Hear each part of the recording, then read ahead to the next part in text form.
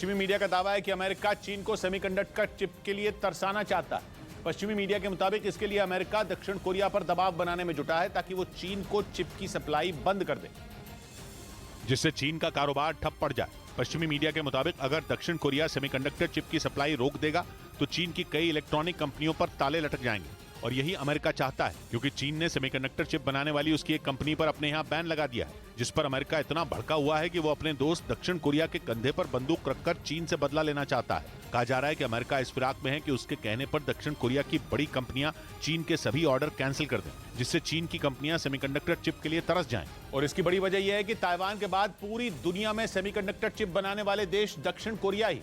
वहां से चीन बड़े पैमाने पर सेमीकंडक्टर चिप का आयात करता है, लेकिन ताइवान से तो पहले ही वो दुश्मनी कर बैठा है। ऐसे में दक्षिण कोरिया ही उसकी जरूरतें पूरी कर रहा है। पश्चिमी मीडिया के मुताबिक इसी वजह से अमेरिका दक्षिण कोरिया को चीन के खिलाफ उकसाने में जुटा हुआ है। उसे उम्मीद है कि उसके कहने पर दक्षिण कोरिया यह कदम जरूर उठाएगा। असल में सेमीकंडक्टर चिप के बिना कोई भी इलेक्ट्रॉनिक कंपनी काम नहीं कर सकती, क्योंकि इस चिप का इस्तेमाल कंप्यूटर से लेकर घड़ी और कार से लेकर लैपटॉप तक सब कुछ बनाने में किया जाता है।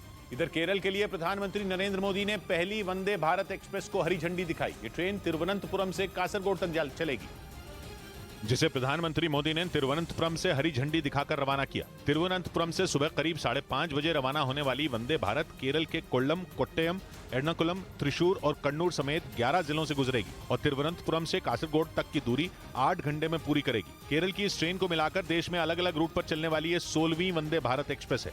उधर इजरायल के कब्जे वाले वेस्ट बैंक में एक फिलिस्तीनी लड़के की मौत से बवाल मच गया।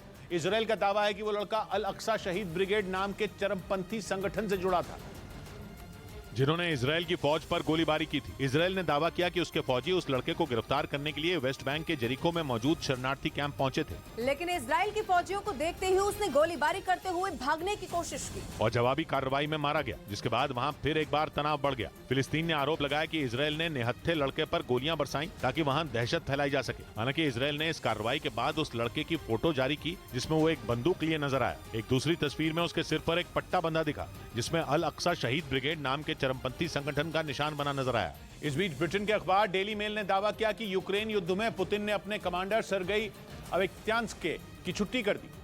रूस के इस अधिकारी पर आरोप है कि उन्होंने अपनी ब्रिगेड के सैनिकों को यूक्रेन युद्ध में भेजने से इनकार कर दिया था, क्योंकि वो नहीं चाहते थे कि उनके सैनिक यूक्रेन में जाकर अपनी जान गंवा दें। मतलब प्रशांत महासागर में तैनात रूसी नौसैनिक बेड़े के कमांडर सर्गेई अवेक्त्यान्स्की ने पुतिन को यूक्रेन जंग में अपने बेड़े के सैनिकों को भेजने से मना कर दिया। और ब्रिटेन के एक अखबार डेली मेल का दावा है कि सर्गेई अवेक्त्यान्स्की के इस रवैये से पुतिन बुरी तरीके से बौखला गए हैं, जिसके बाद एक बार फिर सर्गेई अवेक्त्यान्स्की पर सैनिकों को जंग में भेजने का दबाव बनाया गया। पश्चिमी मीडिया के मुताबिक इसके बाद उन्होंने उन सैनिकों को जंग में भेजने का फैसला लिया जो उनके भरोसेमंद नहीं थे और माना जा रहा है कि इसी